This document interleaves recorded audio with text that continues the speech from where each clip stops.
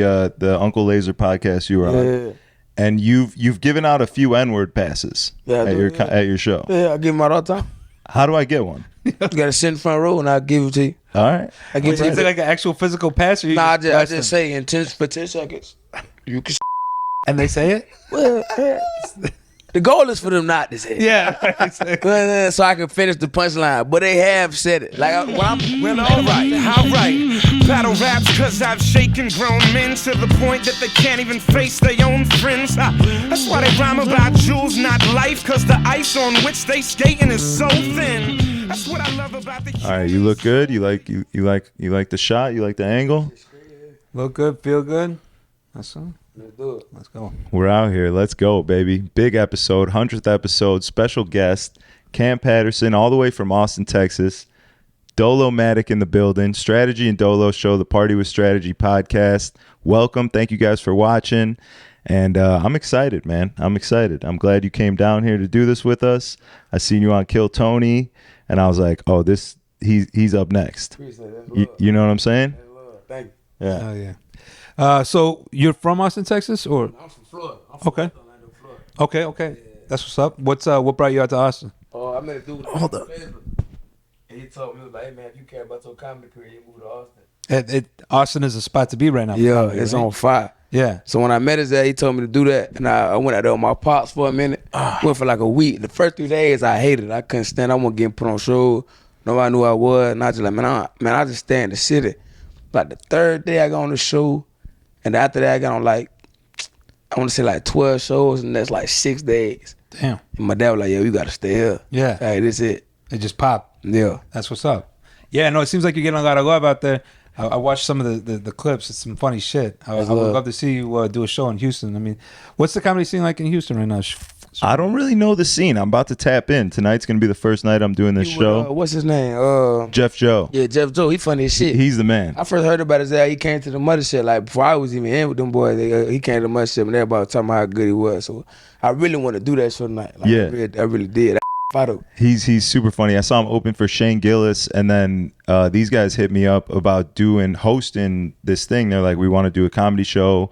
You got the podcast. My boy Fawn linked me with them, told him I was into comedy, all that.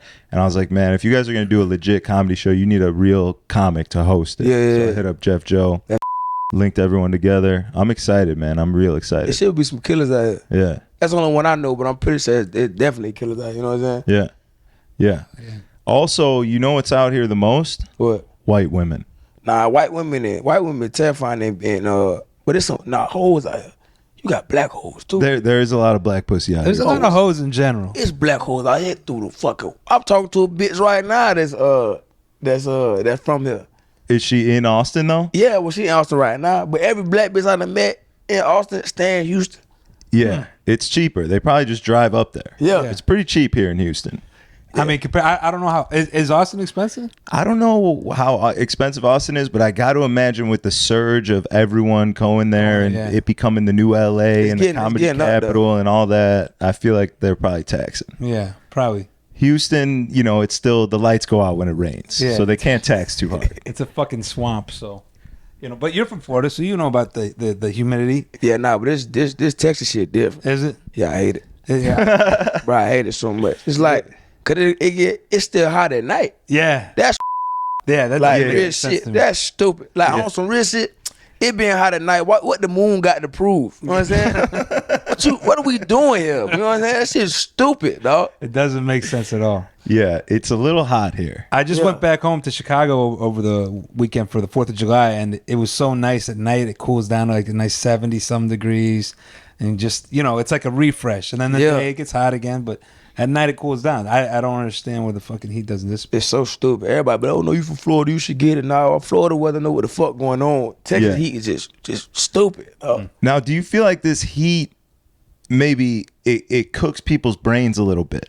Yeah. Like have you experienced the people in Texas they're just a little different? Hello. I mean, I like Austin because it reminds me a lot of Orlando. So Florida different. Yeah, well, that's a fact. when you search Florida man, right? Yeah, we just a different breed of people. You know what I'm saying? Like it's from 2 hours from where I'm at. face off one time. Off Yeah. some bath salt. Yeah, y'all remember Yeah, I that. remember You that. know what I'm saying? So it's You don't forget that. somebody brain get melted from the sun and nothing new for me. You know what I'm saying? Some might say that put Florida on the map. I think it did. That's still insane, dog. Yeah. That's wild. Because then you know the thing about the Florida man where you Google, you search your birthday in Florida man, and it's some fucking crazy story. thing. It never Random stops. Florida man fucks alligator in the ass. It's crazy. That's real shit right there. But That's shit though. Little alligator pussy. But alligators getting fucked in Florida. It's insane. Shit, crazy. Yeah. But go ahead. Let's start from the beginning. Tell us a little bit of how you got into comedy, because obviously you went to Austin to pursue your comedy career. In Florida, where were you when you decided that this is what you wanted to do? So I used to work at a Foot Locker, and everybody at my Foot Locker would tell me, like, hey, man, you pretty funny, you should try comedy. And I was like, man, I ain't really into that shit. I don't want to do it. And then one day, I tried it when I was 19. My mama actually went with me for the first time. I tried it. I ain't like the embrace I had, so I just started doing that shit. I just started doing what I was doing. I was selling drugs at that time. I was a really horrible drug dealer, so I went back to selling drugs. You were bad at I it? was very horrible, like one of the worst in the country. Like you smoked your own shit? Man, I had so much weed. I was like, man, I'll be fine. But I was Spent the re-up or what? no, I made money. Okay. I made money. It was just like I just wasn't good at it. It was more like a thing where it was like if I knew in my mind if I could really go hard at this shit, it's not gonna end well. Right. So I was kind of fucking myself over. You didn't want to take it to the No, next level. yeah. 'cause You didn't even I- want to be good at it. Yeah, really. I was just kind of just being like self-sabotage in a sense. Right. But I just like, man, I'm gonna do this shit because I don't really think comedy is the way for real. So I didn't do it for like until I was 22 again. Then my mama asked me, she was like, what you gonna do with your life? And I told her I was gonna be a stand-up comedian. But I only did comedy one time, and that was 2 years ago. And she was like, that's fucking stupid. So she kicked me out the house and stayed with my daddy. On my daddy couch for a minute, and my mom called my dad. She was like, hey man, tell him don't do it. Tell him it's a bad idea. Tell him it's stupid. And my dad was like, you know what? This is you right. I believe everything you're saying right now, and I'm gonna talk him out of it. And then he hung up the phone. Then he was just like, hey, if you want to go hard, shit, I'm with you. But you gotta go hard. You know what I'm saying? So he knew you were funny. Yeah. From the jump. Your mom, she didn't think you were funny, or she thought just didn't think you had it? She didn't think I had the work ethic for it. Work I ain't no really put my all in anything since like basketball. Like everything else has been kind of just, man, I don't really feel like doing this shit. Right. But when I found comedy, it was more like, well, I'm finna do this shit every day, and can't nobody tell me I'm not. You Yeah. feel me? What was it you think, like the first, like you're on stage, you get a laugh from the crowd, Yeah. and just that feeling that you get, just that feeling of being in control of a room full of people? Is that what drew you to it mostly, or what? Man, I always just like talking to people. You know what I'm saying? Like I Yeah. always like make people laugh, but like something like that, Yeah. it was like insane. I was like, oh shit. Especially the first time like I ever got on stage. Like I'm really surprised I didn't keep doing it. Cause it was like I had a good shit. Like I was listening to it back the other day, it was good. It wasn't even like some horrible shit. Yeah. You know what I'm saying? But yeah, I just really enjoy like the feeling of that. You know what I'm saying? Yeah. You weren't nervous up 100%. there the first time? Nah. Did you ever bomb? I bomb all the time. Gotta I bomb. bomb all the time. But I'm saying like in the beginning, or was it like hell yeah! In the beginning, it was more of a like I was trying to transition from being a street nigga to a comedian. Right. So my bombs weren't like my bombs was just me cussing out the crowd. fuck you, y'all think it's Yeah. you don't know what the fuck funny Man, I is. got into a real deal screaming match with a lady one time. Me and the lady was having like a real. That was like, bitch, fuck you. It was going crazy. we took that shit outside. Like it was insane. Like my bombs weren't like regular bombs in the beginning. Yeah. So it wasn't like a roasting session. You were really about to throw Oh hands. no, I was really like upset. Like it was more like, man, fuck all this shit. Y'all don't really understand. I'm doing these jokes for fun. You know what I'm Yeah. saying? I really fuck somebody else. It's more like that. Yeah. You know what I'm saying? But after I got past that part, it was smooth sailing. I mean, I bombed on some comedian shit every once in a while. But I would never like, you know what I'm saying, cut the crowd out no shit like that no more. Yeah. Yeah. Now, when you were working at Foot Locker, did you find real joy from being able to tell one of the customers, like you went in the back to go find their size for a shoe and come back and be like, I don't have it. Like just to let them down, just to really. It was a shitty customer. Yeah, just like someone you just look, like they ask you, they're not treating you nice. They're like, I need this, I need that. You're being treated like just an employee. You know what I'm saying? Like not even a human. And then you get to come back and you're like, I'm sorry, we don't have that. You know, you just get to let them down. Man, I would do that shit. We had to shoot. If you was a dick, if you was an asshole, dog, that shit wouldn't even, that shit ain't even exist. I go back there, be look on my phone for a second, and just come back up, but I don't know what to. Yeah. Damn. Yeah. It's still y'all had 12. They lied. Yeah, Because I worked at Party City, first job. Yeah. And Halloween is crazy. Everyone's looking for a costume. Being able to come tell a shitty person that we don't have the costume and just see the disappointment in their face, it would warm my heart a little bit. But being nice to somebody in that position is the easiest thing to do because we all win. Yeah. If you nice to me, I'm going to look out for you green. Like I got all the power now. Yeah. You know what I'm saying? Soon I go behind that door, whatever back there is back there. Yeah. Most likely it's not what you're looking for. Yeah, you don't really think of it, but yeah, I guess when you work in a sneaker store, you are the gatekeeper. You're the gatekeeper. Yeah. And if you nice, but most times like my store empty. Like we had like it was a dead mall. So for the most part we ain't really get shit. But when we did, The employees got the ill shit first, right? Yeah. And then it was back doing shit. It was like going. It was a horrible store. It was a horrible store. It was the worst. I worked at Finish Line back in the day, and the thing that sucked about it, they only gave me like a 10% discount. Oh, that's horrible. And I was like, I'm getting paid fucking $10 an hour. I can't afford the shoe. So I'm getting like the bootleg fucking janky version. Then I figured out how to steal from the store. Yeah. And everything changed. I had a great collection. But it's amazing. Yeah. One thing about Foot Locker is we used to do like, they used to get like 50 days. So they would give us like a week. We get like 50% off on everything in the store.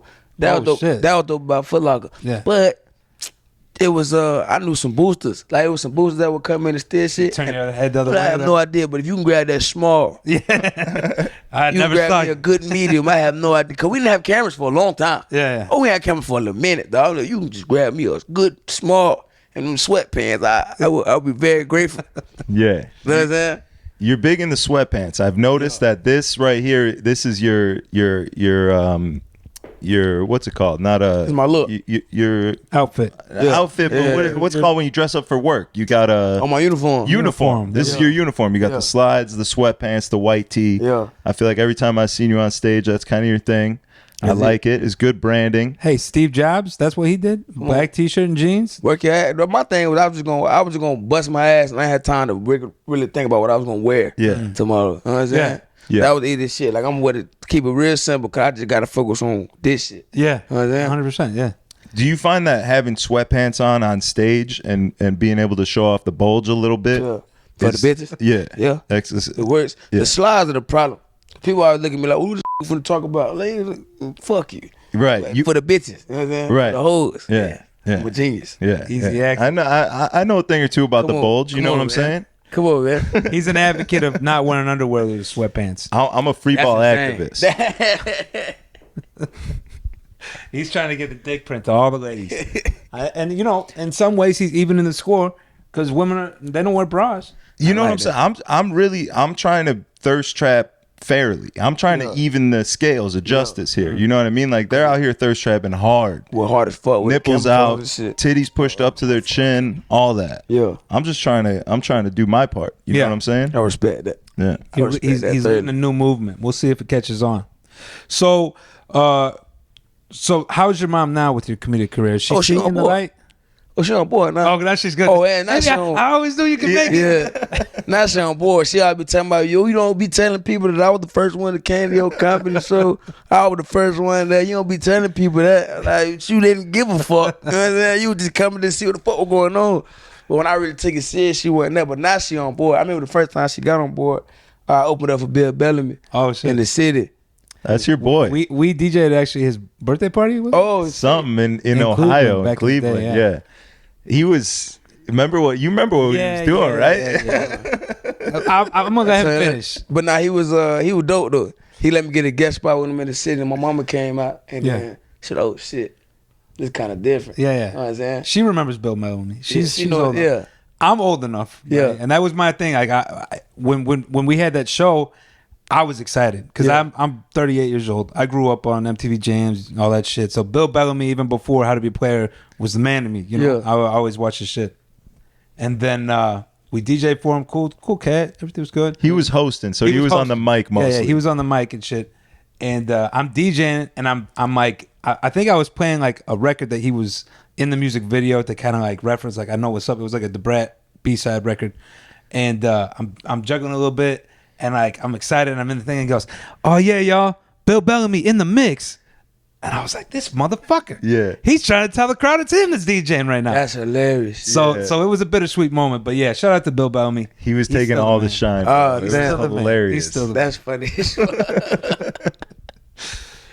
Nah, I remember I was talking to him in the green room, and he was giving me like tasks for my jokes, and I was just so starstruck. I was like, "What the fuck?" Yeah. Like, what the talking to me? Yeah. I don't know what he said. Yeah. You He just could have kind made of that joke. So I have no idea what he said.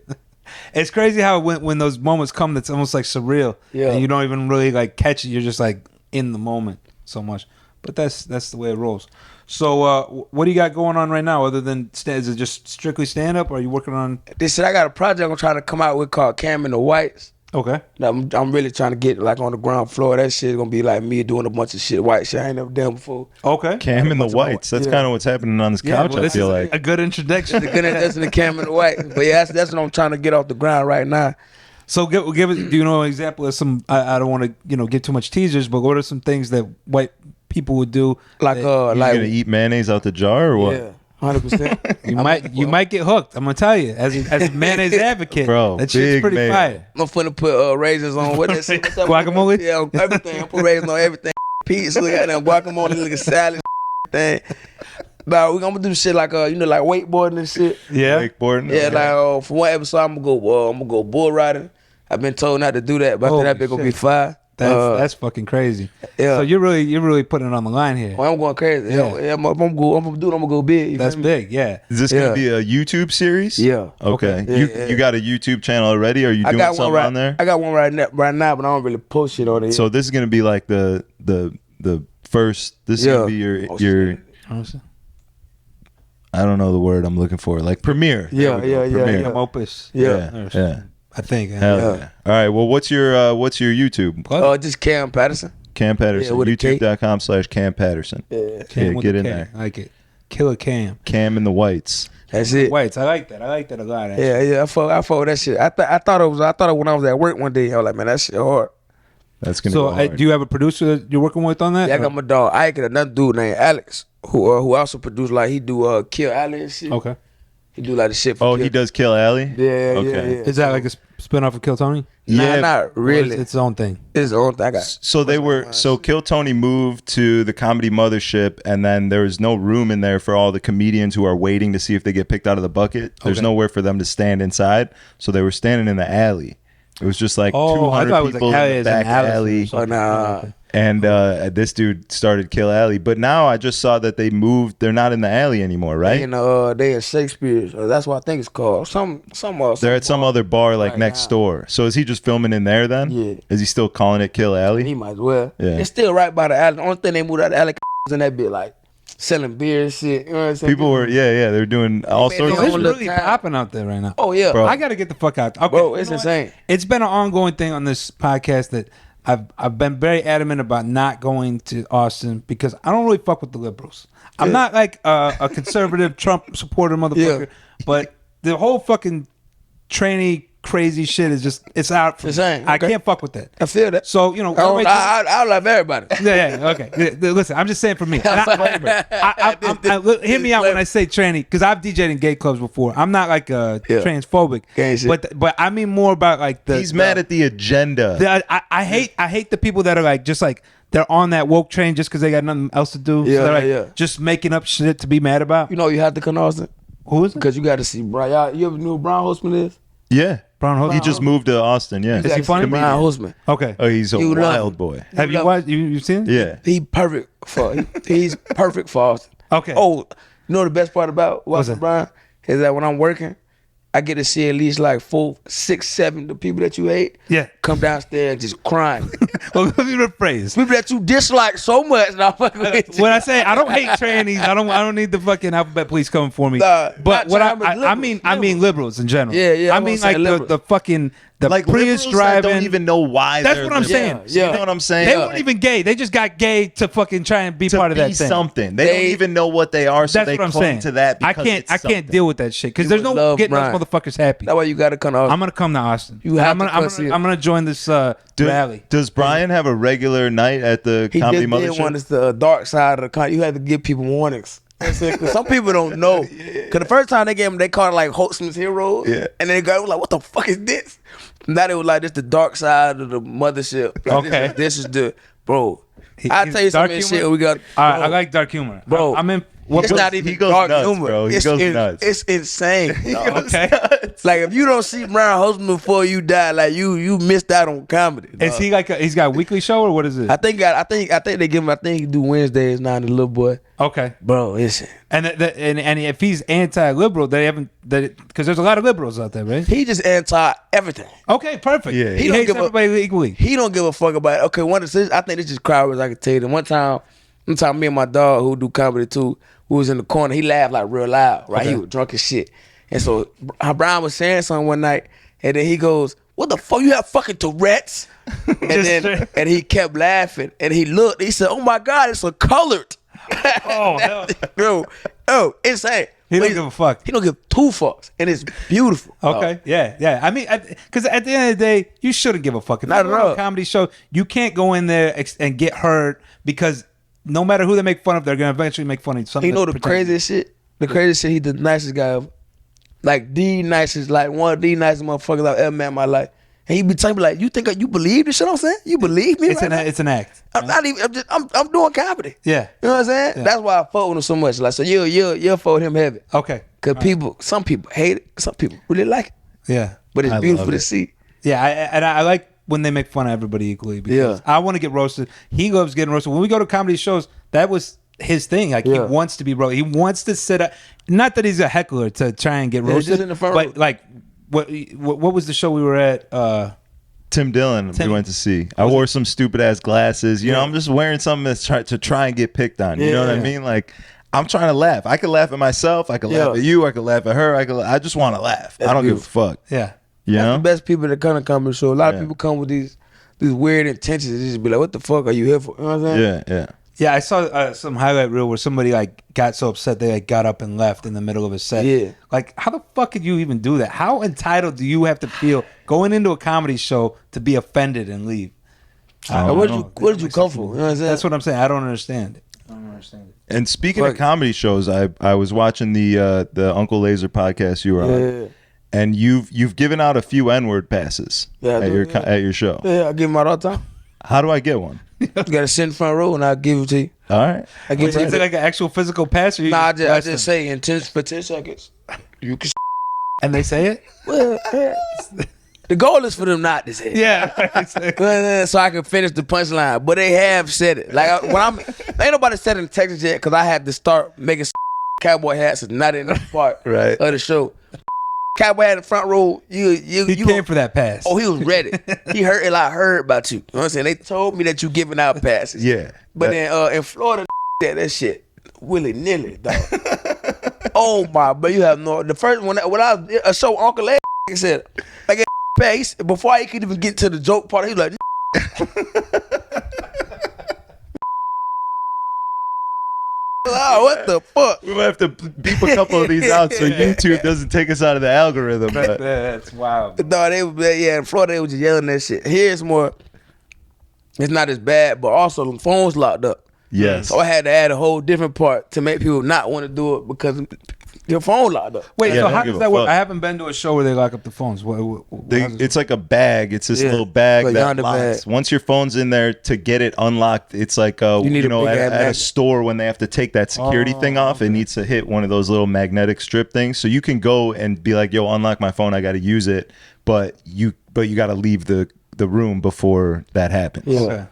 That's a great idea. They should do that more often. They should fucking do that at the nightclubs. Because I'm so sick of fucking Yo, tired of everyone just sitting there recording everybody's bottle. That's why I hate clubs. Yes, Like we're that not would- in here for a good time. You know what I'm saying? You got to get a little lost in the moment. But when you don't even realize you're in your phone, or when like you're doing something, they're doing it, or like if you were not you, but if you were going there to cheat on your girlfriend and somebody took a, yeah. there's many reasons why you shouldn't have a. No, in yeah. the strip club, I see people on their phones videotaping, and people like are numb to it, which is crazy to me because Yeah. that was always like the final big place where no, like, yeah. you can't bring your phone. They should do that shit for the strip club for real. That should be hard. Yeah. You know the bad for the strip club? Yeah. Yeah, you can't even get past your own like uncomfort to conquer it and move on and have a good time, because that uncomfort comes and all of a sudden the first thing you do is just get on my phone. Like, oh, I don't know what I'm doing. Let me get on my phone. Let me look at something. We tell everybody, turn your phone off before you put it in the bag. People like, how you turn it off? They don't even know that it's always You on. know how to turn your phone off? What the fuck? That's insane, dog. It's true though. I mean, we're living in idiocracy, man. Yeah, that shit is crazy. That's real wild. What's your favorite comedy special? Oh, Alice Sadiq, Domino Effect. Okay. For real? Yeah. He's Houston guy. Yeah, Houston. Yeah. He was just on Are You Garbage? Did you watch that? Have you ever seen that podcast? It's a good one. He was just on it, and I heard it's really good. I got to watch it. Yeah. So, Alice Sadiq was one of the guests on Kill Tony that's gonna come out. I think the one that come out on Monday, if I'm not wrong. And he was talking. He asked me about all the street shit, and when we had like a real dead conversation on stage, and he was just like, he was looking. He said, "So, you wear this every day?" And I'm like, "Yeah." Like, why? Well, you need to just like you getting money at some point. And I'm definitely gonna do that one of these days. Yeah. But it was just cool for him. It would be like that. Louis Vuitton sweatpants. And, Yeah, you know what I'm saying? And polo shirt. and a polo white tee. Yeah, You know what I'm saying? tee, Now yeah. I'm up. Yeah. Yeah. But it was just cool for him like to say that shit. I'm a huge fan. You know what I'm saying? Like a huge fan. But that means he obviously knows that about you and knows what you're wearing. And no, 'cause we was on Kid Tony. Oh, he you was the guest. Okay, nice. Yeah. Did you did a set? Did you have to get pulled out, or they just let you do a set? Oh, when I got no, that was my first time being a regular.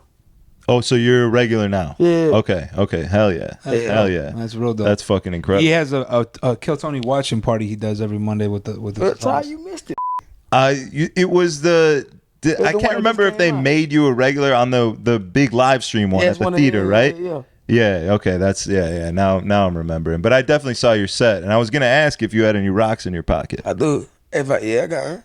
Not crack rocks. I know Oh, you're used okay. to I got seeing excited. I black thought we guys were with gonna crack party. rocks, but Yeah.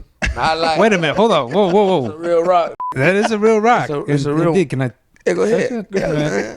Pumice? What is it? That's Okay. the regular ground rock. Okay, From okay. the driveway. yeah, real? hell yeah. He's just It checks he's, out. he's What's a rock guy. is it a Lucky Rock? What do you got going on? I just might have autism. Oh, I okay. might be autistic. Okay. You know what I'm saying? It's very possible. Okay. I don't know. I always like to feel on my shirt when I was a kid. With rocks? No. Oh. I like the way shit feel. You know what I'm Okay. saying? And then as I got older, I just like, you know what I'm saying, I couldn't find the shirts that I used to wear and shit. Mm. I used to have like these pillows I used to put on and go to sleep. Then one day I just picked up a rock, like, this is fine. It's like a Florida fidget spinner. Yeah, basically, I just Okay. do this. I do this shit for hours. I'm not mad. I did this shit all the way here. That looks like an affordable toy. That's good. I mean, it's good. It's good. What makes a good rock? Like what? Like, do you see one on the sidewalk and you're like, I'm about to. That's mine. That's my shit. I pick it up. I do this real quick. I give it a good little test. You know what I'm saying? Little weight, If I little don't- texture. If I don't like the way it feel, I just toss that bitch back to the world. Right?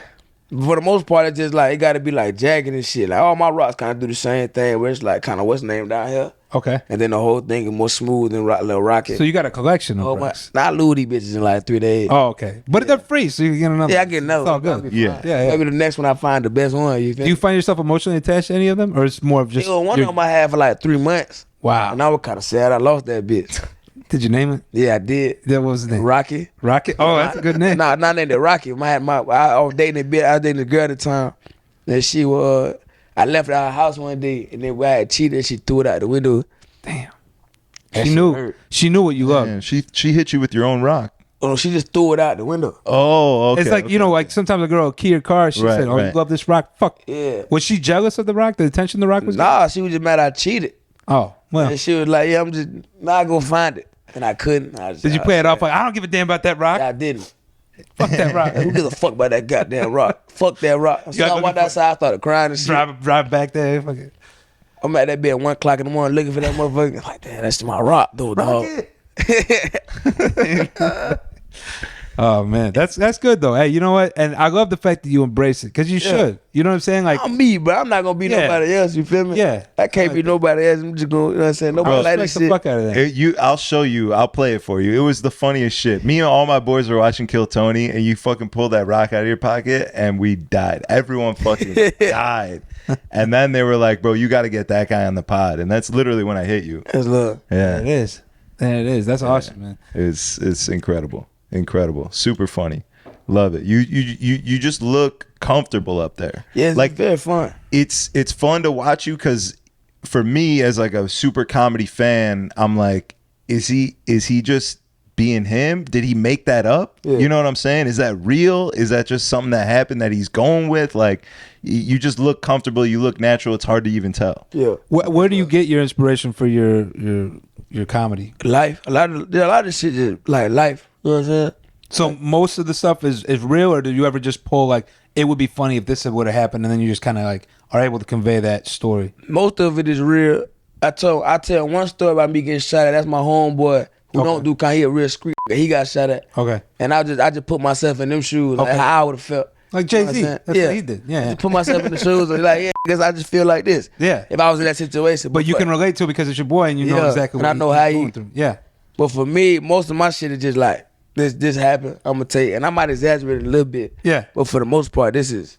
Yeah. I'm just bringing it to you straight from what happened. For sure. Because there's always going to be something, and if you can articulate that in the right way, it's going to come across funny. So you'll never run out of content. Yeah. That's great. And Alex D was telling me some real shit when I was talking to him. He was just like, yeah, if you tell your story, like you say, you'll never run out of what they're talking about. He said a lot of people get mad at other comedians because they got the same joke as somebody else.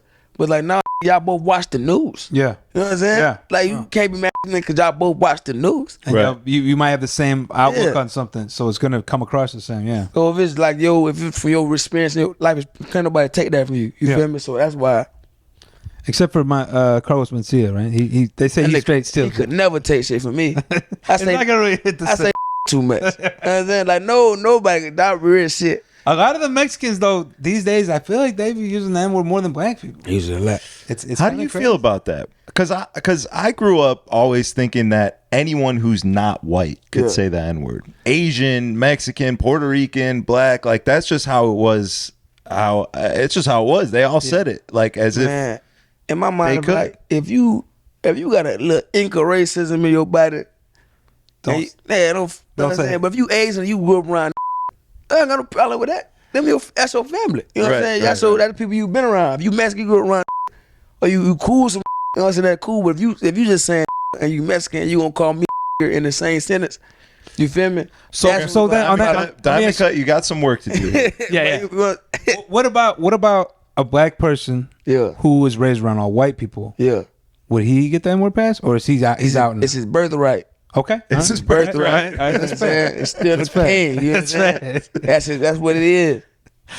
He still get that pass. That's fair. That's fair. It's not gonna sound right if you say it over the phone. He's gonna. I'm like, who the fuck said that? He got a little bass in his voice. He might be black. I don't know. Yeah, no, I feel like over the phone, even I would black people who articulate themselves like white people. You can still kind of tell it's a black person. Yeah, right? You can kind of. There's a little bit of for the most part, and if you're like questioning it, there's definitely some specific questions you could ask to really get to the bottom of it. Yeah. You know what I'm saying? Yeah. Who was it? What's your grandma's name? What's your sister's name? Yeah. That's an easy question. Yeah. Who was the host of Rap City? Yeah, right. What do you what are you into outside of comedy? What kind of things do you enjoy doing when you're not? This is my life. No hobbies right here. I play basketball from time to time, but nowadays I don't got time to do shit up. So walk me through a day in the life when you're not at the actual venue. Yeah. Are you at home? How do you come up with like a set or what's the term I'm looking for here? Like, would you call it a set?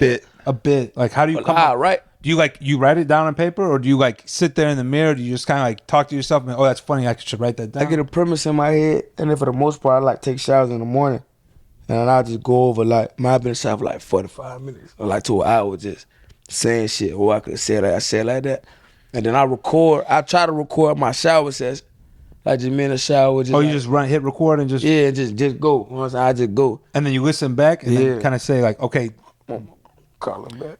Because delivery's got to be a big part of it, right? The pauses in between things. It's a huge part. Yeah. So if it doesn't make you laugh when you listen back to it, you say that's not. Nah, cause it might hit somebody else's ears different. Yeah. So I definitely give it a chance to like, you know what I'm saying? I take it out and try it there. But for the most part, I'm just trying to figure out just the cadence and what sounds funny to me, and I could probably take it everywhere. But for the most, bro, my mornings don't start until like, my day don't start till like 5:30. You know what I'm saying? Like my real day, I get some food or some shit, but shit don't start pushing till it's like nighttime. You need your brain to start kicking in, right? No, I just like I don't do shit before then. I need to go to the gym and shit. Okay. Digress, cause a lot of shit been going on, but for the most part, I'm just pushing. Yeah, You were up late the night before, so you're sleeping in. I know the waking life. up I mean, later. with DJs, we do the same shit. Yeah, that's- so it's, you know the nightlife. We'll get on till 3. 5 tonight. Normally for me, an outfit goes like I'll put an outfit on at 9 p.m. Wear it for the night, take it off, wake up, get in the same outfit because it's only had a couple hours of use. You know what I'm saying? You're not lying. I'll go to the gym, I'll do errands, I'll do all my shit in that outfit from the night before, and then restart for the night. O'clock, you know what I'm saying? Because I feel like more than when I sleep, when I take that shower is when I reset my whole shit. Exactly. And I'm like, all right, I'm ready to go. Because like when I have 2 gigs in a day, in between the gigs, I'll break it up with like go home and eat and then take a shower. Because then I feel like I'm starting a new day. It's a reset. I'm not doing 2 gigs in a day. I'm restarting a new day, you know? I always feel like that you get that little rush too, you know what I'm saying? Like you're fresh out the shower, you got your clothes on, whatever. Yeah, for sure. But all right, that's cool, man. Because I like to think about that because something we've talked about on here before with the DJing thing is like mic control, right? And so like as a DJ, you have to talk at the right times and you pull back the music for the right amount of time to make it hit. And so that's for me, that's my Achilles heel. Right? I'm not a good person on the mic when I'm DJing. Yeah. But I want to be better. So hearing you say that kind of inspires me on my side to be like, you know, maybe I should record myself at home on the mic behind music and listen back to it and see if it hits right. Because, you know, when you're in the moment, you might think, but it doesn't sound. It's definitely more to it than people think, you know. 100%. Because not knowing the way your process is, people might think you just go up there and just shoot the shit. Nah, some people can, but it's a lot easier for me to prepare. You know what I'm saying? Like for better. Yeah. And then when shit come, I can do whatever I want. But as long as I'm like prepared and like ready to go, this shit is easy. To this point, what do you think your funniest set was? Is there anything that stands out to you? Is that tough because like every set is not it's different, but also you're honing the same jokes in different sets, right? Yeah. Like you might do a set and start this joke, and then the next one you're like doing the same joke, but you tweak it a little bit because you were like, I'm gonna say this way and see what happens. So it's like the joke itself is sort of growing with the amount of sets you're doing, right? Yeah. And I said one of the coolest, I don't know like the best, but I know one of the coolest sets I had. I got a standing ovation, but I didn't see it. So I was just on to the next show. Oh, you didn't see it because of the lights or what? No, I turned around and it was like, anything got smoke, can't pass it. He go next, and I left. And then my dog on stage like, you got a standing ovation. I was ready to get the fuck out of there. I got somewhere else to be. You know what I'm saying? That's one of the ones I was like, oh, this is cool. Yeah, like, where was that at? I was at Sunset Strip. In Austin. Yeah. Hell yeah. That was dope. One that was dope. I was like, oh shit. Cause my dog showed me a picture. I was like, oh fuck. That's got to be a rewarding feeling. It would have been nice, right, to embrace it and like stand there and just to look take at that moment in. That's like another cooler moment. The other day I did Tony and Friends at the mothership a couple nights ago, and I thought Hans Kim was gonna bring me up. He told me so it's gonna be Hans then you, and no problem. So I'm working that night. I go to the green room to make sure everything's great. Cause Hans gonna go on stage. And to go, by the way, Hans gonna bring Ron White up, and then Ron White bringing you up. That's crazy. We believe right? in you. You'll be fine. What the fuck? That's crazy. So that was like one of the cool ones. Like, oh shit, this is the motherfucking legend. You know what I'm saying? A real deal. Like, bring me on stage is insane. Yeah.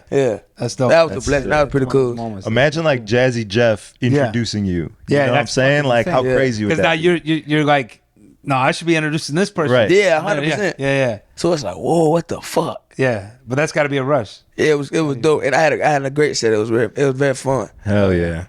And the fact they believed in me to do that was pretty cool too. You know what I'm saying? Yeah. Well, let me ask you another question. Yeah, with you living in Austin and most of your sets being in Austin at this point, do you ever deal with the feeling? And this is something we can relate to. Is like you feel like you're using some of the same content for the same crowd that might have already heard it, and you want to make it original for them, but you also know that this is going to hit, so you kind of have to use it. Yeah. I run that shit a lot. I run that, like, because sometimes I know people have heard these jokes before, but I also got to tell myself sometimes, like, the people that heard these jokes are probably, like, at the most 20%. Yeah. The rest of the 80% have no idea what's going on. They's new for them, so I got to tell them, like, you know what I'm saying? Because I don't make up jokes as fast as I want to. You know what I'm saying? So I do run into that problem where it's like, oh, shit, like, I know so many people have heard these before, and I don't want to tell them, like with less energy, because the people who haven't heard them, that makes it less fun for them. Exactly. You know what I'm saying? Exactly. So I do run into that. That's an internal battle, and like I said, that's something we deal with too. Is like, for sure, you don't want to play the same song into the next song, but like, I know this transition is dope. It's Old Faithful. I want people to use it because it's gonna get that energy I need to go to the next transition that maybe they haven't heard. And also, you kind of have those things that you do that you know work for sure as backup when you're trying something new, right? So you're trying some new shit. You don't know what's going to happen. It might flop. And if it flops, you need to hit them with that next shit that you know is going to work. 100%. Most of the time, I do a lot of new shit to just work it in, like setting shit. And I'll do like 3-4 minutes of like real bangers. And I just slide something new in between. That's what kind of everybody do. My dog Darius told me that somebody else told him that the best way to think about it is like you got like a starting five, you know, and you want to get these freshmen in. These starting fives are seniors. You want to get these freshmen in the game, but you can't just put all the freshmen in at one time because they'll fuck the game up. Yeah, you know what I'm saying? So what you got to do is you got to put, you know what I'm saying, one freshman in, see if he can run with the starting five. Oh, he can. Okay, bet. Then he put another freshman in so he can run with the other three. You know what I'm saying? It just and if he can't take him like out, then go back to your faithfuls. That's a good analogy. I never really played sports like that, but I get what you're saying. Right, yeah. Straight up, that makes sense. Yeah, that's a great shit. one. That's anybody that's watching this right now. Dog, Darius Bennett. But he said somebody else told him that, and I just forget who he told him that. And whoever's watching right now, you might get the secret sauce and you didn't even know it. Nah, for real. And that's the beauty of I this. hope so, you know. I hope so. There's somebody watching or listening right now that maybe is on the come up or trying wants to, and you know. That's if it's a stand up, you trying to come for stand up, man, just bust your ass. I mean, like every stage is a stage that it could really it could change your life. You don't know where. You know what I'm saying, or who is watching. Yeah, who's in the crowd, people. Whatever. If people here all the time, like, well, I want to do comedy, I want to do this and that. But if you don't start like right now, today, you wasting your time. Yeah. You know what I'm saying? Like you're not going, it's never going to happen like overnight and shit. It's like a real deal, like real deal, like busting your ass for it. Like before I got here, I was staying in the project with my cousin because she was close to my job. And I'd ride a bike to work every day. And I'll be up at 4 o'clock in the morning. I'll bust my ass to work. And then I'll take my ass off from work. When I get off at 2, I go home, I take a nap. Wake up at 6, take my ass right to a mic. You know what I'm saying? Yeah. And then I'm at a mic till maybe 1:30, 2 o'clock. I don't need sleep. Take my ass right back on that bike and my ass right back to work. And I do the same shit. I did that shit for 3 months until I moved out here. So it's more like you just got to bust your ass. Yeah. You feel me? Yeah. That's why you're prospering right now. For sure. You put the work in, you're gonna get the effects of it, you know. I feel like that whether it's God, the universe, however you want to call it, it's always like that. Like whatever you put into it, and but sometimes you don't really reap the benefits until years later. Yeah. But you will always get what you put into that shit eventually. 100%. If you don't give up at it, yeah, that's dope, man. Love to see 100%. it. Love to see it. So what do you have as far as aspirations beyond stand up? Would you ever want to get into acting? Yeah, I do. I would like to do acting and shit, but what it is with what YouTube has done and what you know what I'm saying, a lot of comedians do. A lot more comedians doing theaters now than ever before. So like stage plays type stuff? No, or just the amount of seats that the place holds. Like instead of a comedy club that holds 300, the theater holds 1,000, 10,000. Oh, so that the game has just been elevated. It's been crazy. Like doing arenas than ever before now. No shit. You know what I'm saying? So I just wanted to be I love to be in movie, little side parts and whatnot, but I just want to be in the ring. That's what you feel. That's at home. That's it. Like I would love to be like, okay, at least do it once. Lucy K told somebody, was like, do it one time. Yeah. You don't have to do it all over because it's not gonna take the love from. But I at least want to do an arena tour like one time. Oh yeah. You feel me? And then you get a little special Netflix. Yeah, and you can get that check. Yeah. It's gotta be nice. It's gonna be nice, you know. I got to imagine you got at least a small taste of that doing the Kill Tony in the theater. Yeah. How big is the Kill Tony theater? How many people is this? 3,000. That's pretty big. I didn't realize it was that big. No. So this was a special event. Normally, Kill Tony's in a comedy club. Okay. Regular. This was, they did like a special event live stream, sold out this theater, did a whole new episode, like How many big people were event. watching It was, the live it was stream, the you know? 10-year anniversary. Like 20,000. Holy fuck. That's a lot. And you could immediately tell, like, as someone that watches every fucking week, Hans Kim was up there, and you can immediately tell it's a different game because he was letting the laughter, his jokes, the pauses in between his jokes were so much longer than normal because there were so many more people, and the laughter lasted so much longer, and the sound traveled further. You could tell it was like a big place. So you kind of have to have a little bit more of a break between. You have to. Yeah, to let people get that laugh out, digest that joke. Cause I ain't even finished my whole joke in my minute. Damn. Like it's a whole joke I did, like the part about me stabbing the white girl. It's a whole second part that was within a minute. Right. But they were laughing so much I couldn't even. I just had to say appreciate y'all, thank y'all so much. That's got to be the worst part too. When you're like, I know I gotta close. Like, up y'all don't even realize. Run it. And then you're like, fuck. Y'all don't even understand. Like I could have really. Yeah. But it was cool. You'll get another stadium. Yeah, for sure. yeah. But now we doing that was a theater on New Year's Eve. We doing the HEB Arena, Oh the shit. HEB Center. So Is that in Austin? yeah, that's 10,000 people. God damn. That's gonna be that's dope. got to be exciting, bro. That's this New Year's. Yeah. Man, you excited? Hell Do you yeah. know how long you got for your set? 1 minute. Yeah. So how many comedians is it? Well, he put out a bucket. Okay. Yeah, so I'm just a regular. So I go up, do my minute, do my little interview. You're guaranteed you don't have to do it. I don't have to, but he put out the bucket. So is it potential that a first timer that put their name in the bucket could get up on that stage? Yeah. in front of 10,000 people. That's yeah. fucking crazy. Yeah, they probably gonna end up killing themselves. Yeah. I killed myself. My whole I know I'm not gonna say his name and that, but he went up after me. Uh-huh. If you watch it, you know who went up. Went up after me. He said he knew me. That's my dog. He got booed in front of 3,000 people. I fought him. Hey, my dog. You know what I'm saying? Wait. So Go was on this his shows first and time shit. being on the show? He been doing that. He been doing comedy for me. Oh, okay. But it just like But it he didn't go bombed. well. Yeah. And it wasn't. It's not like that anyone's never bombs. It's Yeah, it's just possible. like It's just what it He is. just It's like got having a the shitty luck of the set, draw you know? that night. Yeah, it just didn't go one. his way. Funny dude, it just didn't go his way. But people 10,000, a first time to get called. Oh, somebody's killing themselves. Yeah. That's tough. You get booed in front of 10,000 people, it's not gonna be. You know what I'm saying? Yeah. That shit ain't gonna be rough. fun for nobody. I don't care who you is. Strategy guy's name drawn one time at Yeah. the Kill Tony Yeah. show. Oh yeah, how'd you do? Yeah, I did horrible. He bombed. I bombed hard. What did Tony say? Bombed big. Tony roasted the fuck out of me. It was incredible. That was the best part of it, bro. Yeah, it was great. But I think I mean you probably got a little bit of taste of that, at that. But could you imagine in front of 3,000 people? I mean, yeah, I was actually talking with Fawn about this. He was asking me about it. Like, I know I bombed, but I didn't feel anything. I was so nervous that I couldn't even feel like.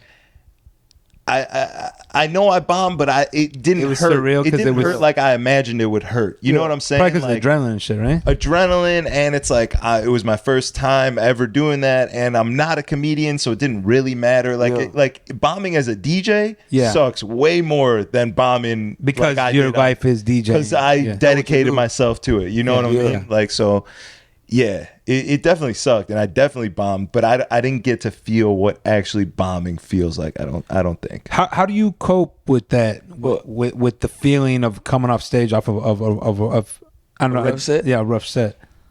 I beat myself up. Like but I don't.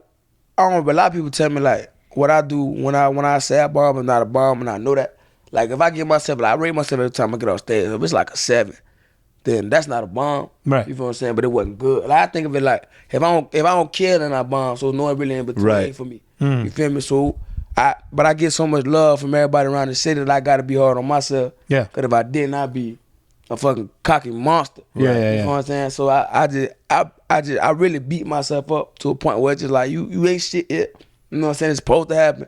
You're not supposed to kill that time, and it's good for me. Like not doing good is good for you. Like you know what I'm saying, mentally. Yeah, it keeps you on your toes, and you say, Yeah, okay, keep no, you I'm ready gonna to go go. harder. And Yeah. then come up with some crazy shit. Yeah, you're right. Because whenever you get complacent and you say, I got this shit, the world's gonna show you, or the universe gonna show you. So immediately, you think you do, and it's gone. You know what I'm saying? Yeah. So I can't never get to that point where it's like, oh, I'm good at this, I'm doing it. I can't do that. Yeah, You know what I'm yeah, saying? you're So right. No, I beat myself the fuck up. Yeah. And my dogs hate it. Like my homeboys would go like, my homeboy I got off set after the second show of Kill Tony and Friends, I didn't like my second set.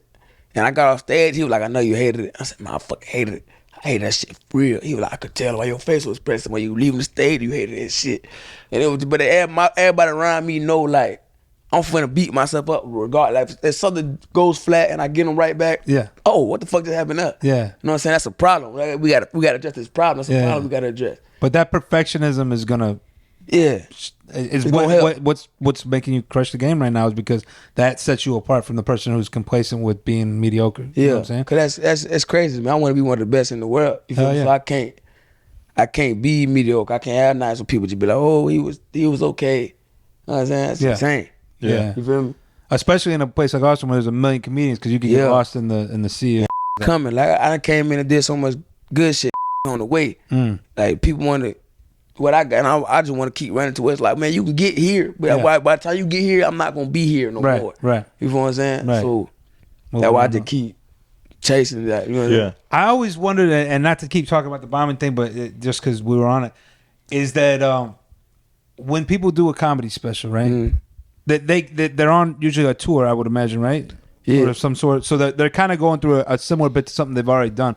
But what if it just wasn't hitting that night, and like this is your fucking night that's on recording? They take two. They do. Some two? people do 4 shows. Yeah. Oh shit! See, this is Same something I didn't know. outfit, and they cut it all together. Oh, It's the best of. Wow. Yeah, so it's just highlights. Okay, But they cut it together so well you think it was one show. Well, see, this just shows, and I'm sure there's other people watching that didn't know that either. Yeah. That's crazy. Okay, well that makes sense. That makes sense because I'm always watching. I'm like, one of these ones that are gonna bomb, and I'm like, they never fucking bomb. I'm like, And they've been doing it so much. Like if they joke, they like. So I know a joke I got right now that's been hitting like crazy.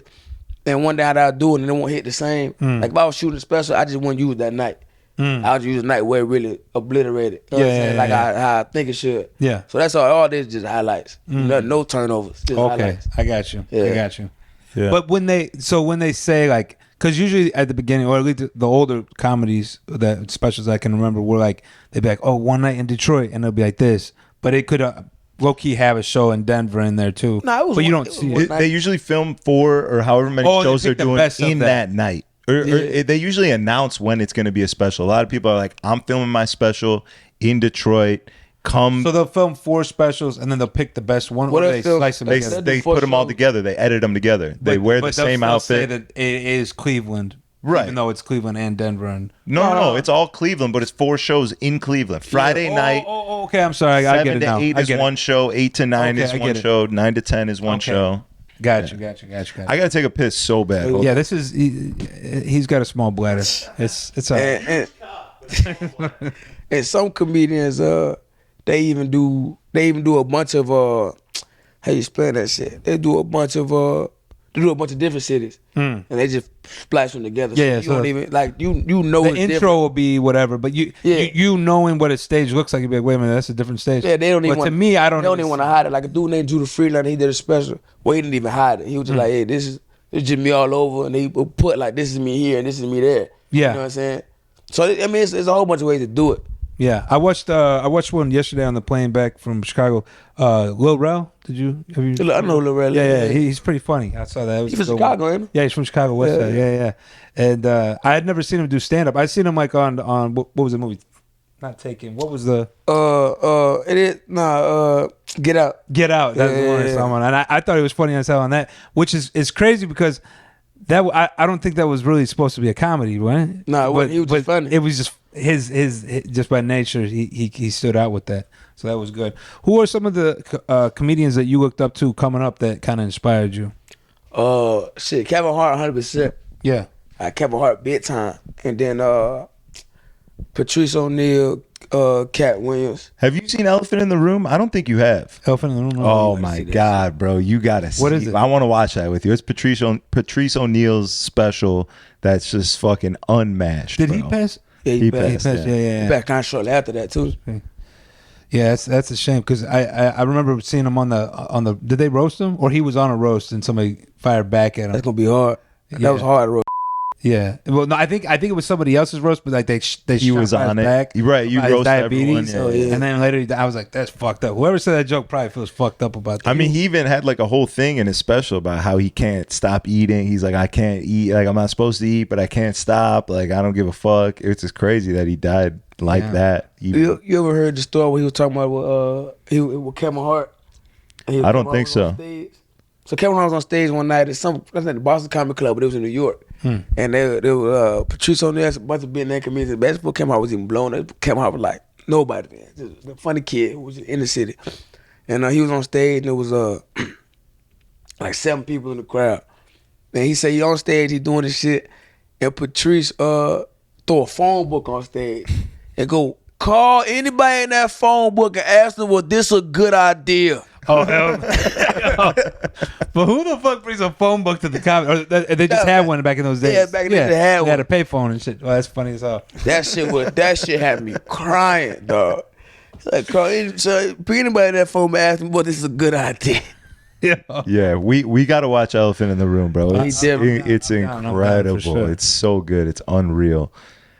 But we got to take a trip out to Austin because I definitely want to tap in with these. I'm always in. Always. So you're a regular now. How often do you do the Kill Tony? I do it every Monday, and I work at the mothership, so I'm just there all the time. Okay, bet. Yeah. Do you do the Kill Tony regulars show at Vulcan? Yeah, I do that too. Is that Tuesday? Tuesday. Okay. Yeah. Mondays and Tuesdays we'll have are our to go. days off, so we'll take a trip out there. Pull up. Yeah, definitely. So Kevin Hart, Patrice O'Neal. What was there like a definitive thing about Kevin Hart that really you could connect with on the way he was performing, or?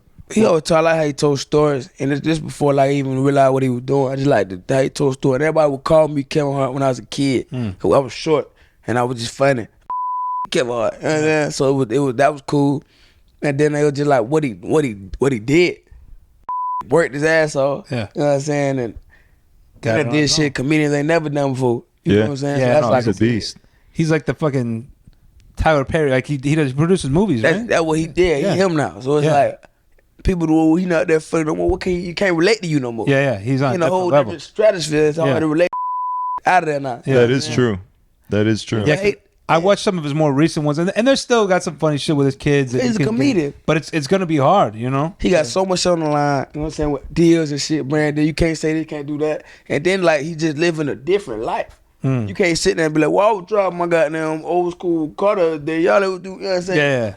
It's no longer relatable. Right. Yeah. You only be able to do comedy in front of that's up there with him. Yeah. That's crazy. Yeah, I didn't even think about that. It's got to make it harder. And make it tough. To do the stand up. You ever heard the Jay-Z story with him? I don't think so. Well, Kevin Hart was doing the theater or doing that arena, and he said, Jay-Z came. He said, "How do you feel?"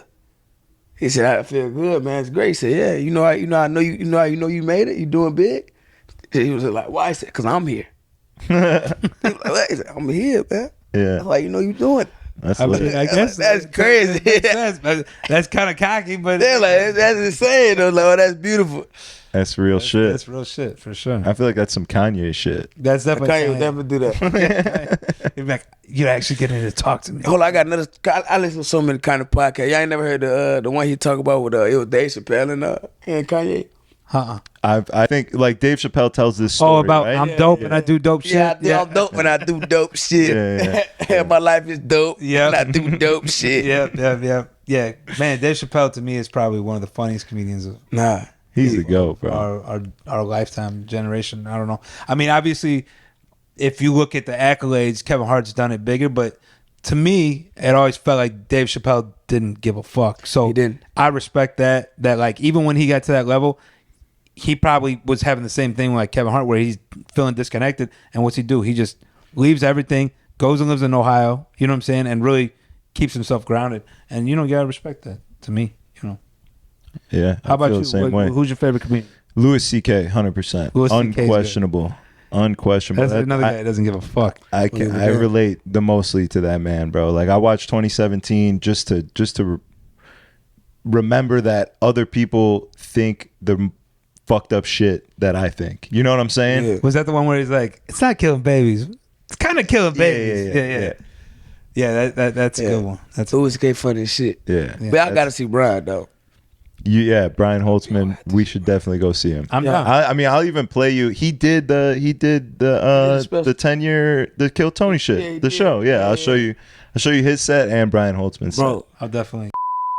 I fucking love Brian.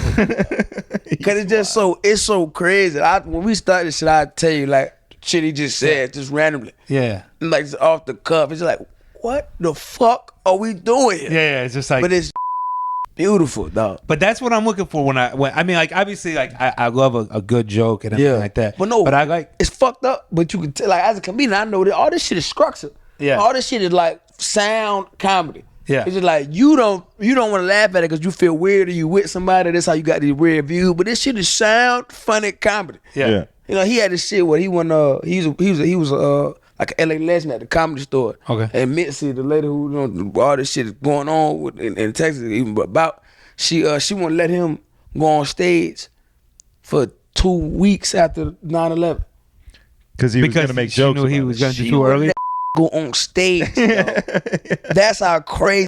Yeah. He's one of those people that doesn't even wait He for don't it to get, be. he got a joke about some right now. Damn. And it's beautiful, dog. Like bro. I love Brian Holtzman, bro. Like it's insane how like every time I stop what I'm doing, I at least watch it for like 30 minutes. So how does somebody like that prevent themselves from the cancel? You can't. He's like 98 years old, dog. Oh, he don't give a fuck. He doesn't care. They can't cancel him. Yeah. He was around before cancel was even a word. Yeah.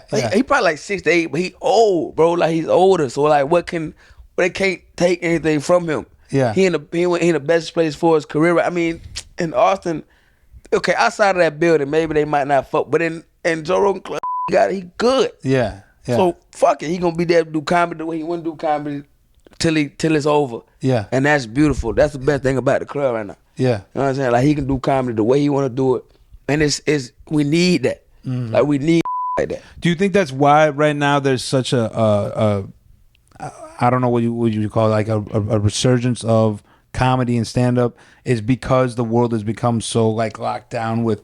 I think so for sure. Yeah. That like this is pushing like back. that one place where you can get away from that and really just like let loose and The laugh. worst thing though, we need more clubs like the way shit Joe Rogan got, cause like Brian not gonna exist in 20 years. That's why it's so weird. Cause I know it's just like him, right? Like started like I am, but they not gonna get the same love and nurturing they need to be good comic, because people so goddamn, well, don't talk about that, don't do this, don't say, you know what I'm saying? Man, he was around when that shit didn't even matter, so he got to really get good at what he do when that saying fucked up shit. Yeah. So yeah, I see that. I see this whole culture and world like fuck up people who are like real deal could do that at a high level. Yeah. But people just like, oh, you shouldn't say that. They You get shut shouldn't. down. Yeah. So that's why I like watching Brian. I really feel like in the next 20 years, if this shit don't change, that's Well, that actually brings me to the what he next. do is crazy. The next question that we've talked about before on here, and I'd like to hear your opinion is: do you think that eventually this whole, and for lack of better words, cancel culture will like fall back and we'll kind of resort back to being a little bit more relaxed about things, or do you think it's only going to get worse? It depends, man. You give everybody an app boy, you know what I'm saying? They gonna want to talk. They gonna want to say some shit. They gonna want to have opinions and shit. You know what I'm saying? But I feel like if you just work your ass off for your own life instead of worrying about whatever somebody else going on, you know what I'm saying? You'll be better off anyway. For sure. But it's just more of a like a shit. Hopefully it stop. If a comedy gonna keep going on, it's gonna be different things you gonna have to do to get away from this shit. Yeah. But hopefully the people realize like, man, this shit is. It's my opinion of what's going on in my life. Why you got my Kool-Aid? You know what I'm saying? Right. Like what you got going on with me? You know what I'm saying? sure. So yeah. I always compare it to like a fucking like when you're a kid in school and they tell you about like the Salem witch trials. Yeah. And remember it was like a thing where people were like, oh, that's a witch, burn them, Yeah. and it became almost like an insatiable lust to just destroy because like they were like bloodthirsty for that. And I almost you like also felt like you were doing good, right? Right, You're like, I'm sure- I'm doing good work. I'm Yeah. doing something good. I'm getting rid of a witch. Yeah. You And I know? think that it comes from a good place that people wanted to stop bad things, but now it's just they're just looking for a reason to have something. Yeah. And that's what I was saying earlier is my issue with the liberal community. It's not, Yeah. you know, And I feel that shit. but you know, and I guess for me coming from Chicago to a place like Houston, which is a much more conservative area than because Chicago's super liberal, you know what I'm saying? So like that always was like a thing, but then it was like refreshing to. But I'm ready to go to Austin. I'm ready to fucking see a comedy show, and you know, You gonna like it. You gonna really we're gonna have a man. good time. You should. I've You been gonna trying really to get enjoy this it. man out there for a minute. Now he gonna fuck with it. You all gonna fuck with that shit. Yeah. Oh fuck. I'm gonna do it. Oh, you good? Nah, I spilled it. Yeah, it's water. Yeah, it's fine. Get it from around this. Yeah, so I'm just glad that you came out here and you've been an incredible guest. I appreciate it because I recently had an experience with someone that I brought out to DJ a night, and then he was supposed to come on the podcast and do a pod, and it was really just the opposite of what's happening right now. You know what I'm saying? He is bad attitude, just shitty overall experience. Didn't even come and do the podcast. Oh, that's fucked up. And so I'm just, I'm glad that it's refreshing. I'm glad that you came through and that shit was dope. Yeah, no, definitely. That shit was dope. For real. And I got a lot of good stuff out of this. I'm sure anybody watching does too. And we'll be out in Austin soon. Check you out. Definitely pull up on me. I'm gonna be in touch with that boy for real. I definitely want to come out here, so we can do this shit again. I want to have you. I want to have you on the pod again, and then you do the show on Thursday night. Fucking, shit, man. You could probably even link with Jeff and do some more shit out here. Yeah. Get you in the club if you like to party. Get a little bottle. What do you drink? You drink Hennessy? What do you drink? I fuck with whatever. You know what I'm saying?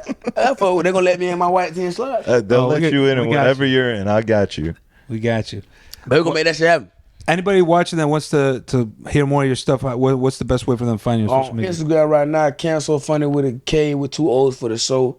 I stopped posting on that for a minute just because that thing was fucking crazy. Yeah. I'm definitely get back on that bit real soon. And then YouTube is I think it's my whole name, just Cameron Patterson, just with a K on YouTube. And if you want to find me on Twitter, it's Guapped Up Cam. I made that shit when I was like 13. Hey, keep it though. Yeah, but I still Guapped Up Cam. I ain't had no money then. I still don't. You know what I'm saying? But if you want to follow me on Twitter, I got shit on Twitter. But it's also like you go to if you like porn stars, you can go to my following, who the people I follow, and it's just great porn stars. So you know what I'm saying? Take your pick. Some good recommendations. Good recommendations for you. I happen to love porn, so I'll be on there. Bro. I'm not a big fan of Twitter, but I'm a big fan of porn. Bro, Twitter is porn. That's Twitter, there's a lot of porn on Twitter for sure. I've never found that side of Twitter. It's probably for the best. It's for the best. Because you're going for news and all of a sudden you're fucking rubbing one out. From news to nudes. Bro, it's insane. Twitter porn is crazy. They just posted on it, huh? For the world, baby. That's it. No more paying for OnlyFans. And I love it. I ain't paid for OnlyFans. I used to pay for OnlyFans. I was like, let me see what's going on. I stopped paying for the business. I was like, man, it's all right here. I cut back a lot when I found that Reddit, you can kind of find like the leaks. Yeah. Because usually you only want it just to see them naked, and then after that you don't. But on Twitter, they'll put like a 2 minute. That's all I need. 2 minutes. That's it. That's it, baby. 2 minutes. Bitch, you stupid. Get in and get out. I have a problem, so usually I watch more than 2 minutes. But that's if I can keep going, I'm getting the fuck out of here. If I'm hungover and I got nothing to do, listen. When this shit take off, it's gonna be a couple girls like he tried to pay me for a FaceTime. I was blackout drunk, bitch. I was blackout drunk. I don't remember that shit at all. Just tell your PR ahead of time so they're like, prepared. This was 4 in the morning. Yeah. That be hit me up the next day. I made bad decisions when I'm not here. You know what I'm saying? That's the realest We all shit, do. bro. We all That's the caveman brain, bro. We talk about that on this podcast all the time. That is why OnlyFans is as massively successful as it is. Because once you get when you're mid-stroke, you ain't thinking. No, when you drunk and that motherfucker down there like, do it. Yep. Shit, even when I'm sober and I'm fucking horny, and it still says do it.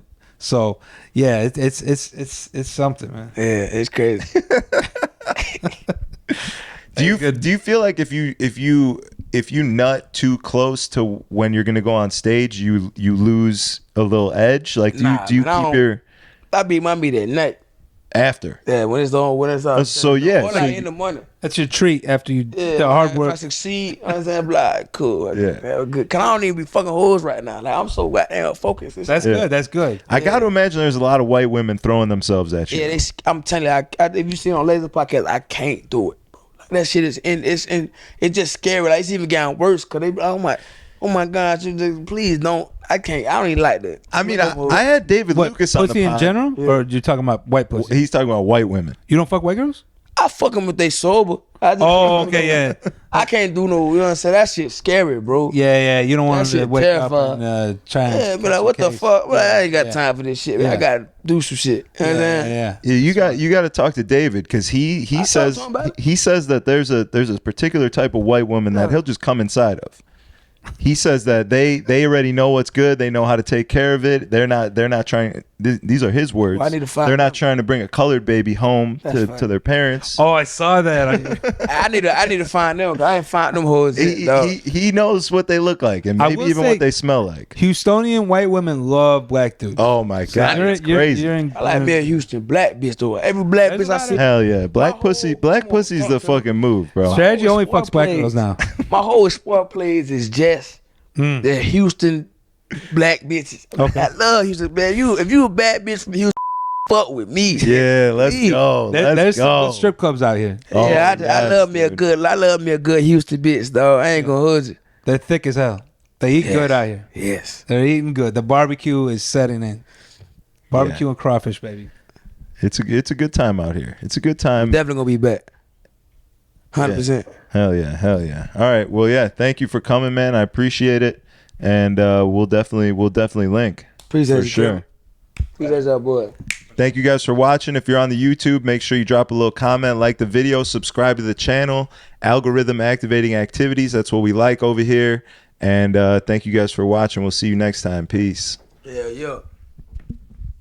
But let me tell you that, bro.